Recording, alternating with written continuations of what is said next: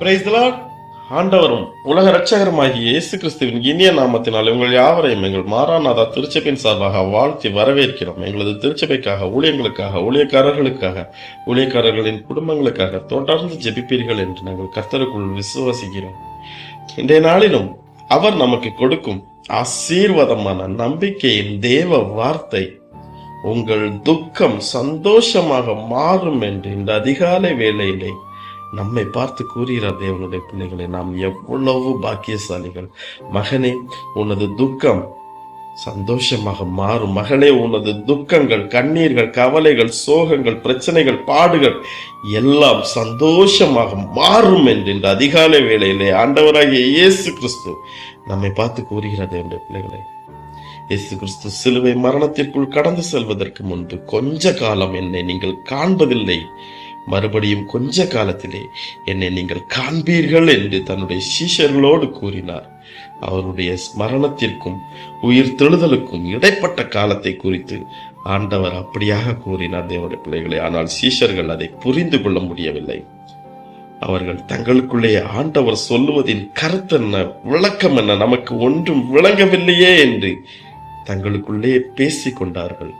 அப்பொழுது இயேசு கிறிஸ்து, கொஞ்ச காலம் நீங்கள் என்னை காணாமல் இருக்கும்போது நீங்கள் அழுது புலம்புவீர்கள் என்றார். ஆண்டவரோடு காணப்பட்ட நேரடி உறவு முறிந்து போக போகிறது. புற ஜாதிகள் மூலம் ஆண்டவர் அவமானப்படுத்தப்படுகிறார். எதிரிகள் ஜெயம் கொள்ள போகிறார்கள். நம்பிக்கை அற்று போகிறது. தங்களுடைய எஜமான் சிலுவையில் அறையப்படுகிற ஒரு சூழ்நிலையை சீஷர்கள் காண்கிறார்கள். இவைகள் சம்பவிக்கும் போது சீஷர்கள் அழுது புலம்புவார்கள் என்று, துக்கப்படுவார்கள் என்றும் ஆண்டவர் கூறினார்.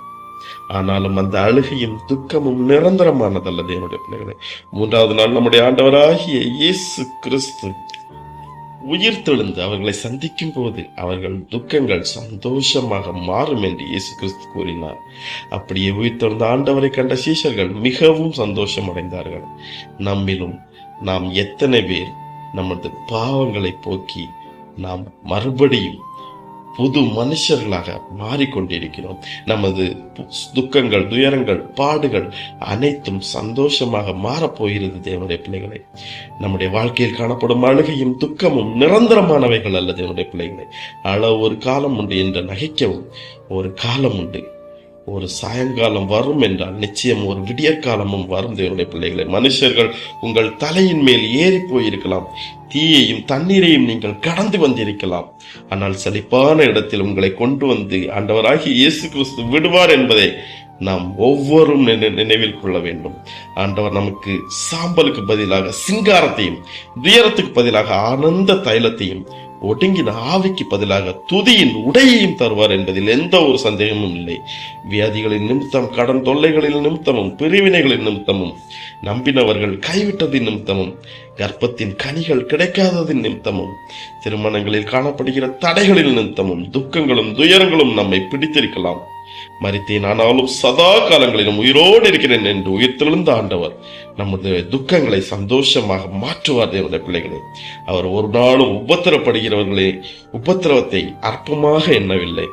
அவர் தாமே சிலுவையில் பாடுபட்டதினாலே நமது வேதனைகளையும் பாடுகளையும் முழுவதுமாக அவர் அறிந்தவர்களுடைய பிள்ளைகளை, அவர் துயரப்படுகிற உங்களுக்கும் எனக்கும் அற்புதம் செய்து ஆறுதல் படுத்துவார் என்பதை நாம் மறந்து போக வேண்டாம்.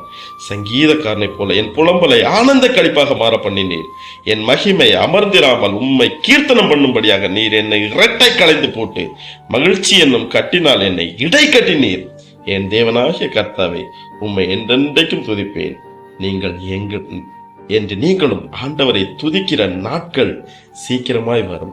கர்த்தர் தாமே இந்த வார்த்தைகளை கொண்டு உங்களை ஆசீர்வதிப்பாராக. ஆமீன், ஆமீன்.